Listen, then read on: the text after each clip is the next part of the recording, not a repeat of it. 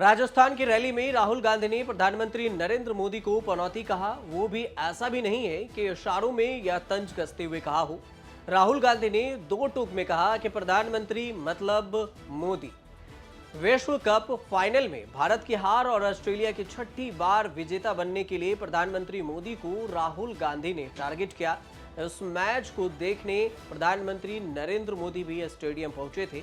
ऐसे में social media पर कुछ लोगों ने पनौती वर्ड ट्रेंड करवा दिया।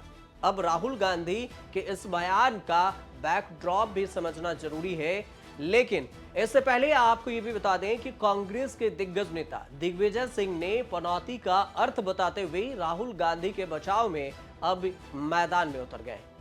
दिग्विजय सिंह ने एक्स पर पनौती का अर्थ समझाया। उन्होंने एक्स पर ट्वीट कर लिखा कि पनौती का क्या अर्थ है, मैंने पता लगाया। यह एक ऐसा नकारात्मक शब्द है, जब कोई काम होते होते रह जाए तो उस इंसान को पनौती कह दिया जाता है। पनौती शब्द का इस्तेमाल उस व्यक्ति के लिए किया जाता है जो अपने आसपास के लोगों के लिए दुर्भाग्य या बुरी खबर लाता है, इसलिए इसे नकारात्मक शब्द कहते हैं। विश्व कप प्रारंभ होते ही सोशल मीडिया पर यह शब्द ट्रेंड करने लगा। यह किसके लिए कहा गया? स्टेडियम में हजारों लोग थे। बीजेपी ने मोदी जी को पनौती क्यों मान लिया? वे तो उनकी नजर में विश्व गुरु हैं।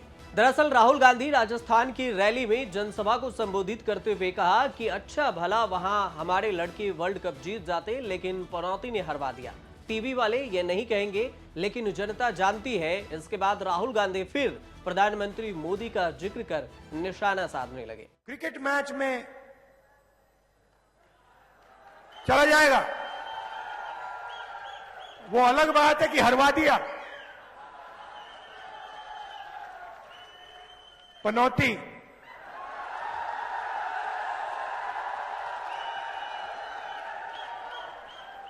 पीएम मतलब पनौती मोदी। राहुल गांधी के इस बयान के बाद कांग्रेस और बीजेपी में सियासी घमासान मचा हुआ है। बीजेपी आग बबूला हो गई है और केंद्रीय मंत्री अर्जुन मेघवाल ने कहा कि राहुल गांधी पनौती जैसे शब्दों का प्रयोग करके भारतीय क्रिकेट टीम के खिलाड़ियों का अपमान कर रहे हैं। तो वहीं बीजेपी सांसद रविशंकर प्रसाद ने कहा कि राहुल गांधी अपना असली रंग दिखा रहे हैं, लेकिन उन्हें याद रखना चाहिए कि उनकी मां सोनिया गांधी द्वारा गुजरात के तत्कालीन मुख्यमंत्री मोदी को मौत का सौदागर कहे जाने के बाद कांग्रेस गुजरात में कैसे डूब गई थी। लेकिन सवाल यह भी है कि राहुल को क्यों लेना पड़ा पनौती का सहारा? राहुल गांधी ने उस सोशल मीडिया ट्रोलिंग को चुनावी मौसम में अपने भाषणों का हिस्सा बना लिया और चुनावी मौसम का अपना पहला सबसे बड़ा विवादित बयान आप कह सकते हैं, और ये विवादित बयान भी दे दिया। देश के प्रधानमंत्री को पनौती कह देना कांग्रेस के कुछ कार्यकर्ताओं को खुश कर सकता है। राहुल को रैली में तालियां भी मिल सकती है, लेकिन सवाल ये उठता है कि 125 करोड़ वाले इस देश में राहुल के इस अंदाज को कितने लोगों की मुहर मिलने वाली है, कितने लोग उन्हें सपोर्ट कर सकते हैं। कांग्रेस और खुद राहुल गांधी का इस मामले में ट्रैक रिकॉर्ड खासा खराब रहा है। जब जब प्रधानमंत्री मोदी पर सीधा हमला कर नैरेटिव सेट करने की कोशिश हुई है, कांग्रेस को मुंह की खानी पड़ी है। ये बात भी मानना जरूरी होता है कांग्रेस के लिए। अब तो इतने उदाहरण आ चुके हैं कि इस बात पर बहस भी नहीं की जा सकती कि मोदी पर सीधा हमला करना कितना फायदेमंद कांग्रेस के लिए होता है या फिर नुकसान, बीजेपी को इसका फायदा कितना होता है। लेकिन अब सवाल यह भी है कि बीजेपी क्यों राहुल गांधी के बयानों को इतना ज्यादा पसंद करती है। इसे समझना बेहद ही जरूरी है, क्योंकि राहुल गांधी या कांग्रेस के कोई भी नेता जैसे ही बयान देते हैं तो बीजेपी उसे लपकने से पीछे नहीं रहती। बीजेपी ने चाहे 2014 का चुनाव हो या 2019 का चुनाव, कांग्रेस के उस पॉलिटिकल ब्लंडर को ऐसे लपका कि जनता का ज्यादा से ज्यादा वोट मोदी के खाते में गया। नैरेटिव सेट हुआ कि लड़ाई तो चाय वाले बनाम शहजादे की है। नतीजा ये रहा कि बीजेपी ने प्रचंड बहुमत से अपनी सरकार बनाई। अब कांग्रेस चाहती तो उस सबक से सीख सकती थी, लेकिन 2019 में 2014 की तरह ही कांग्रेस ने फिर गलती कर दी और लोकसभा चुनाव में अय्यर की कमी को खुद राहुल गांधी ने पूरा कर दिया। नैरेटिव सेट किया गया, चौकीदार चोर है। ये बीजेपी की तरफ से नैरेटिव जो उसने क्रिएट किया था उसे सेट करने के लिए कांग्रेस ने चौकीदार चोर है क्या नैरेटिव बनाया।